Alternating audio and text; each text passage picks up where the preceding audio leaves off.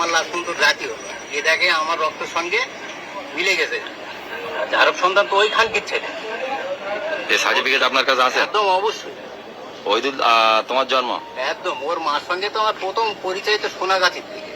আচ্ছা, তা সেখান থেকে তা ও তো আমার জন্ম, তো ও সার্টিফিকেট কোথায় থেকে পাবে ওর বাপ? ইতিমধ্যে ও আর একটা কথা বলেছে যে আমি জীবনতলায় যাব, আমার রোগার গায়ে হাত দেওয়ার হয়, গায়ে টাচ করে থাকে। এই বিষয়ে আপনি কি বলবেন? তা ও জীবনতলায় ও গিয়ে দেখুক।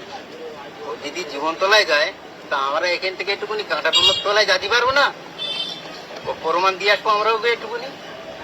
কাঁটাডাঙ্গায় গিয়ে কি করবেন? কি ওর মার আগে সুদেলো বল ভালো করে। আচ্ছা, আর ও যদি আপনার এলাকায় আসে? ও আমার এলাকায় আসুক না, ও যদি তো আমার এলাকায় তো ওর আগের বারে তো করে গেছে, ওরে ভর্তি পেলে আমার এলাকায়, তো ওরে পুরো জাকনে করে বাড়ি পাঠাবো আমরা। তো বাড়ি যাবেও ফেরত যাবে বলেও মনে হয় না আমার। আচ্ছা, শুধু একটুকুনি নজরে পড়েছিলি হয়। বলছেন শওকত মোল্লা ব্যক্তিটা আপনার কেমন লাগে?